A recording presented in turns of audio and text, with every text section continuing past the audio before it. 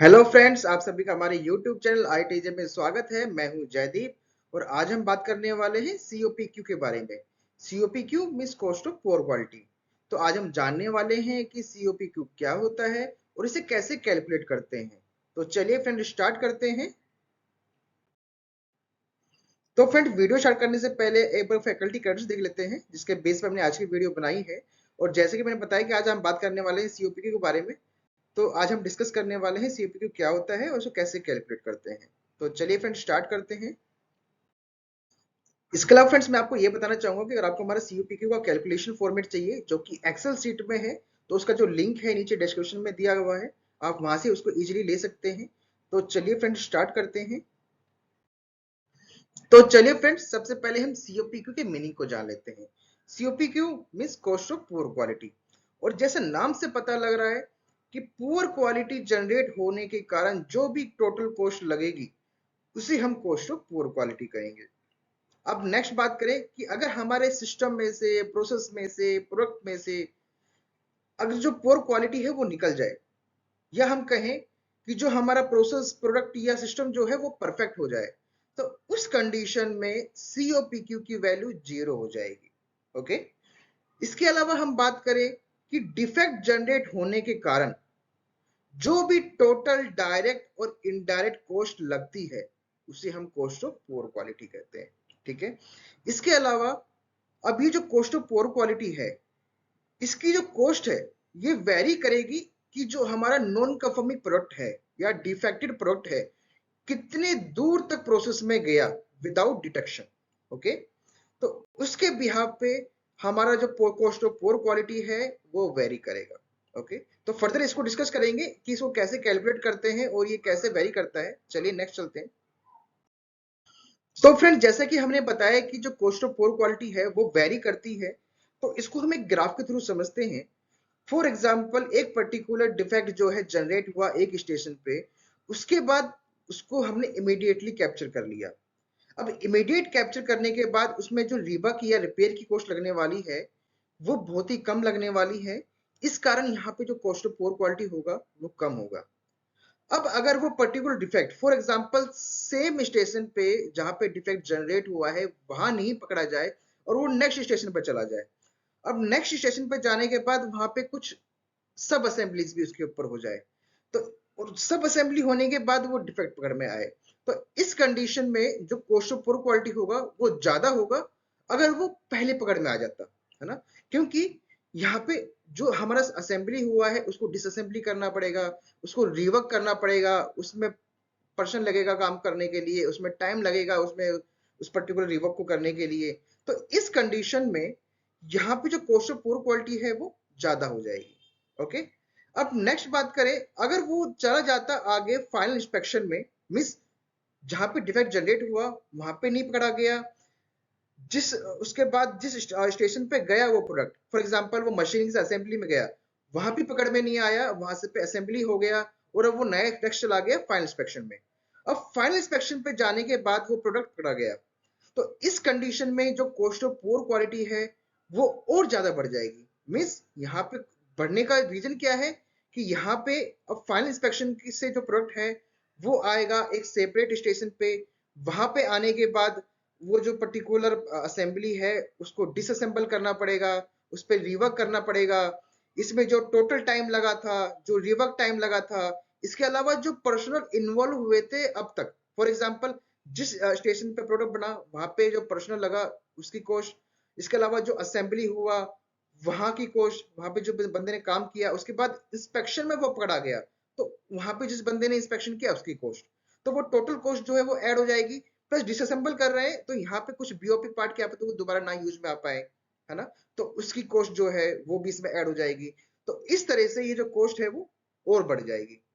अब नेक्स्ट बात करें कि फॉर एग्जांपल वो जो पर्टिकुलर प्रोडक्ट था जिस स्टेशन में बना है वहां पे भी नहीं पकड़ा गया, नेक्स्ट स्टेशन में पकड़ा नहीं गया, फिर नेक्स्ट जो डिपार्टमेंट है या हम बात करें तो नेक्स्ट जो फाइनल इंस्पेक्शन है वहां पे पकड़ में नहीं आया, अब वो चला गया कस्टमर के पास। ओके। अब कस्टमर एंड पे जाने के बाद अगर वो जो प्रोडक्ट है वो डिफेक्ट होता है, वो पकड़ा जाता है, अब वो रिजेक्ट करता है कस्टमर, है ना, तो रिजेक्ट करने से पहले वो कस्टमर क्या करेगा, सबसे पहले वो आपको बुलाएगा, ओके, मीन्स सप्लायर को बुलाएगा। सप्लायर वहां पे जाएगा, तो जाने के वक्त ये जो ट्रेवल कॉस्ट लगने वाली है वो, है ना। उसके बाद सेग्रीगेशन करना पड़ेगा मटेरियल को, उसकी कॉस्ट, ओके। उसके बाद उसको पर्टिकुलर प्रोडक्ट को रिवर्क या रिपेयर करना पड़ेगा उस पर्टिकुलर कस्टमर एड पे, अगर पॉसिबल है तो, और अगर कस्टमर अलाउ करता है तो। नॉर्मली कस्टमर अलाउ नहीं करते, तो उस कंडीशन में अगर कस्टमर अलाउ नहीं करते हैं रिवर्क या रिपेयर करने के लिए कस्टमर एड पे, तो वो मटेरियल वापस आएगा आपके एंड पे, ओके। या फॉर एग्जांपल कस्टमर ने अलाउ कर भी दिया, तो जो एक पर्टिकुलर क्वांटिटी है जो कि रिजेक्ट हुई है, जो रिवर्क या रिपेयर नहीं हो पाई, वो आपके एंड पे वापस आएगा, ठीक है। तो वापस आने के लिए मटेरियल को दोबारा फिर एक कॉस्ट लगने वाली है ना। तो इस तरह से जो टोटल कॉस्ट है वो बहुत ज्यादा हो जाएगी उस कॉस्ट से, जो कि अगर वो पहले जनरेटेड स्टेशन पे अगर वो डिफेक्ट पकड़ा जाता, है ना। मीन्स जो यहाँ पे कॉस्ट ऑफ पुअर क्वालिटी है, बट एट पर्टिकुलर स्टेशन पे जहां पे जनरेट हुआ था वहां पे बहुत कम थी, वो बढ़ा कब, अगर नेक्स्ट स्टेशन पे आ गया वहां पे पड़ जाता, लेकिन वहां पे पड़ नहीं गया तो वो फिर नेक्स्ट चला गया वो फाइनल इंस्पेक्शन पे, है ना। वहां पे जो कॉस्ट ऑफ पुअर क्वालिटी है वो थोड़ी बढ़ी, अब वो और ज्यादा बढ़ गई अगर वो कस्टमर पे आया, है ना। तो अल्टीमेटली बात करें, cost of poor quality very करती है वहां तक जहां तक कि जो डिफेक्टेड प्रोडक्ट है पकड़ा ना जाए, ओके। तो चलिए फ्रेंड्स फर्दर डिस्कस करते हैं। अब बात करते हैं कि कॉस्ट ऑफ पुअर क्वालिटी को कैलकुलेट कैसे करते हैं, ओके। तो कॉस्ट ऑफ पुअर क्वालिटी को कैलकुलेट करने का जो एक सिंपल सा कैलकुलेशन, एक रूल है, एक मेथड है, वो है कि हमें इंटरनल फेलियर कॉस्ट और एक्सटर्नल फेलियर कॉस्ट दोनों को कैलकुलेट करना है और ऐड कर देना है। तो जो टोटल कॉस्ट निकल के आएगी उसे हम कॉस्ट ऑफ पुअर क्वालिटी कहेंगे, ठीक है। ये कहने में थोड़ा सिंपल है, लेकिन कैलकुलेट जब हम करेंगे तो इसमें थोड़ी सी टिपिकलिटी आएगी, उसको हम फर्दर डिस्कस करते हैं। तो चलिए फ्रेंड्स अब हम डिस्कस कर लेते हैं कि कॉस्ट ऑफ क्वालिटी को कैलकुलेट कैसे करें। तो जैसा कि मैंने बताया कि इसको इंटरनल फेलियर कॉस्ट के थ्रू कैलकुलेट करना पड़ेगा और एक्सटर्नल फेलियर कॉस्ट के थ्रू करना पड़ेगा। तो इंटरनल कॉस्ट के अंदर क्या क्या आता है, रिजेक्शन कॉस्ट, रिवर्क या फिर रिपेयर कॉस्ट, या फिर री इंस्पेक्शन कॉस्ट। मीन्स आपका डिफेक्ट बना एक पर्टिकुलर स्टेशन पे, डिफेक्ट बनने के बाद वो आगे चला गया नेक्स्ट स्टेशन पे, ऑल्दो कंपनी के अंदर ही है, वो कस्टमर पे नहीं गया प्रोडक्ट, है ना। तो इस कंडीशन में जो पर्टिकुलर रिजेक्शन कॉस्ट है, क्योंकि क्या पता सारे मटेरियल जो डिफेक्टेड थे वो रिवर्क ना हो, है ना, तो कुछ मटेरियल क्या पता रिजेक्ट भी होंगे। तो जो रिजेक्शन कॉस्ट है टोटल वो, प्लस में जो रिवर्क या रिपेयर कॉस्ट है वो, है ना। इसको कैलकुलेट कैसे करेंगे रिवर्क या रिपेयर कॉस्ट को, जो मैन पावर वहां पे लगी है, जो रिसोर्सेज वहां लगी है, उसकी जो कॉस्ट है उसके हिसाब से रिवर्क या रिपेयर की कॉस्ट को कैलकुलेट करेंगे, है ना। इसके अलावा जो मटेरियल था हमारे पास उसको हमने यहाँ पे शॉर्टिंग की या सेग्रीगेशन किया या री इंस्पेक्शन किया, है ना। तो इसमें जो कॉस्ट लगी है, इन तीनों कॉस्ट को हम अगर यहाँ पे कैलकुलेट करने के बाद ऐड कर दें तो जो इंटरनल फेलियर कॉस्ट है वो आ जाएगी। फॉर एग्जाम्पल बात करें कि जो हमारी रिजेक्शन या फिर स्क्रैप कॉस्ट है कंपनी की, वो है 10,000, ठीक है। इसके अलावा बात करें जो रिवर्क या रिपेयर कॉस्ट है वो है 20,000, ठीक है। इसके अलावा जो सेग्रीगेशन या री इंस्पेक्शन कॉस्ट है जो लगी है हमारे पर्टिकुलर शॉप फ्लोर के अंदर, वो लगी है 5,000, ठीक है। तो टोटल इंटरनल कॉस्ट कितनी हो जाएगी, वो हो जाएगी 35,000 या फिर कहें 35,000, ठीक है। तो 35,000 जो है हमारी इंटरनल कॉस्ट हो जाएगी, ठीक है। अब नेक्स्ट कैलकुलेट करते हैं, नेक्स्ट कैलकुलेट करते हैं एक्सटर्नल फेलियर कॉस्ट को, ठीक है। तो एक्सटर्नल फेलियर कॉस्ट के अंदर क्या क्या आएगा, कस्टमर रिजेक्शन कॉस्ट, क्योंकि क्या पता कुछ मटेरियल जो है कस्टमर जो है रिजेक्ट करते, ठीक है। तो जो रिजेक्शन कॉस्ट है वो, प्लस में क्या पता जो कस्टमर है कुछ पेनल्टी कर दे आपको क्योंकि उसकी लाइन रुक गई थी आपके कारण, है ना, या फिर ना भी करे। फॉर एग्जाम्पल कस्टमर ने पेनल्टी डाली हमें 20,000 की, ठीक है। नेक्स्ट बात करें कि क्या पता जो हमारा प्रोडक्ट है वो कस्टमर भी इसको असेंबल कर दे और वो चला जाए यहाँ पे अंदर आगे क्या बोलते हैं यूजर के पास, और वहां पे वो रिजेक्ट हो, तो उसमें वारंटी कॉस्ट भी आ जाएगी। फॉर एग्जाम्पल कहता हूँ कि जो वारंटी कॉस्ट है वो है 10,000, ठीक है। नेक्स्ट बात करते हैं प्रीमियम फ्रेट की। प्रीमियम फ्रेट कहते हैं कि हमारा जीरो है ना। प्रीमियम फ्रेट क्या होता है, प्रीमियम फ्रेट होता है कि हमारा फॉर एग्जाम्पल प्रोडक्ट गया कस्टमर एंड पे और वहां पे वो रिजेक्ट हो गया, लेकिन कस्टमर की लाइन रुकने वाली है, कस्टमर को मटेरियल चाहिए अर्जेंट बेसिस पे, तो कस्टमर ने आपसे क्या कहा कि जी मुझे मटेरियल चाहिए अर्जेंट बेसिस पे, तो आप ऐसा करो हमें कुछ पर्टिकुलर अमाउंट की जो क्वांटिटी है वो हमें पीस हमें भेज दो, ठीक है। तो आप क्या करेंगे, अर्जेंसी में कैसे भेजेंगे मटेरियल को, आप फ्लाइट के थ्रू भेजेंगे, है ना। तो उस कंडीशन में क्या होगा, फॉर एग्जाम्पल आप 1000 पीस को पहले भेजते हैं आप एक रोड ट्रांसपोर्टेशन है पे, लेकिन अभी आप कैसे भेज रहे हैं उसको, एयर ट्रांसपोर्टेशन पे, है ना। तो इसमें जो एक्स्ट्रा कॉस्ट लग रही है उसे हम प्रीमियम फ्रेट कहेंगे, ठीक है। फॉर एग्जाम्पल प्रीमियम फ्रेट हमारे केस में 0 है, क्योंकि कस्टमर की लाइन नहीं रुकी और कोई अर्जेंसी नहीं थी, तो हमने कोई मटेरियल नहीं भेजा और कस्टमर ने ही हमसे कहा, ठीक है। इसके अलावा बात करें फॉर एग्जाम्पल विजिट कॉस्ट जो है कस्टमर कंप्लेंट हैंडलिंग के लिए, वो है 5000, क्योंकि कस्टमर ने हमको फोन किया, हम कस्टमर एंड पे गए, वहां पे कुछ मटेरियल भी था उसको हमने सेग्रीगेट भी किया, तो जो कॉस्ट लगी वहां पे वो लगी 5000 टोटल, ठीक है।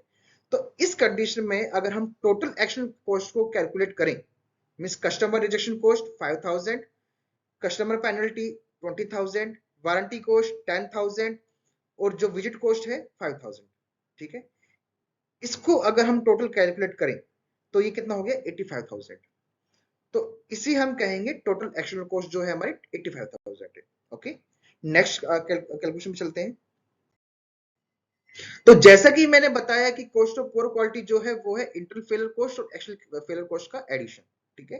तो हमारी इंटरनल फेलियर कॉस्ट कितनी थी 35000, एक्सटर्नल फेलियर कॉस्ट कितनी थी 85000, तो total cost of poor quality कितना हो गया कॉस्ट का, वो हो गया 1,20,000, ठीक है। अब हम बात करें इसको, हम कॉस्ट में अगर सिंपल बात करें तो जो COPQ हमारा है वो 1,20,000, लेकिन कई बार इसको हम परसेंटेज ऑफ सेल्स में बात करते हैं इसके बारे में, है ना, कि कॉस्ट ऑफ क्वालिटी कितना रहा परसेंटेज ऑफ सेल्स के बारे में। तो अगर वो कैलकुलेट हमें करना है तो जो टोटल कॉस्ट हमारी है डिवाइडेड बाय टोटल सेल्स हमारी है इनटू में 100, ठीक है। मींस फॉर एग्जांपल एक पर्टिकुलर मंथ की अगर मैं बात कर रहा हूं, एक पर्टिकुलर मंथ में जो हमारा कॉस्ट ऑफ पुअर क्वालिटी था वो था 1,20,000, जो हमारी सेल्स थी वो थी हमारी 10 करोड़, ठीक है। तो इस कंडीशन में अगर हम cost of poor quality percentage को कैलकुलेट करें विद रिस्पेक्ट टू सेल्स, है ना, तो वो आ जाएगा 0.12%, है ना। आपका फॉर्मूला आपके सामने है, आप इसको देख सकते हैं, आप कैलकुलेट भी कर सकते हैं इसको। तो ये कैलकुलेशन करने के बाद कितना आ गया 0.12%। तो ओवरऑल अगर मैं बात करूं, जो आउटपुट हमारी निकल के आई है, सीओपी की जो सीओपीक्यू का कॉस्ट है वो है 1,20,000 और जो सीओपीक्यू परसेंटेज है वो है 0.12%, ओके। तो ये हमारे कैलकुलेशन का आउटपुट है। तो फ्रेंड्स हम आज की वीडियो को यहीं समाप्त करते हैं और आशा करते हैं कि हमारी वीडियो आपको अच्छी लगी होगी। अगर आपको अच्छी लगी तो हमारी वीडियो को लाइक जरूर कीजिएगा, हमारी वीडियो के ऊपर कमेंट दीजिएगा जिससे कि हम जान सके आपको हमारी वीडियो कैसी लगी, और अपने फ्रेंड साथी को शेयर कीजिएगा जिससे वो भी इसके बारे में सीख सके। और अभी तक आपने हमारा चैनल सब्सक्राइब नहीं किया है तो उसको जरूर कर लें, और जो बेल आइकन है इसको जरूर दबा दें जिससे कि जो आने वाली वीडियो है उसकी नोटिफिकेशन आपको समय समय में मिलती रहे। तो फ्रेंड्स फिर मिलेंगे नेक्स्ट वीडियो में, तब तक के लिए शुक्रिया एंड बाय बाय।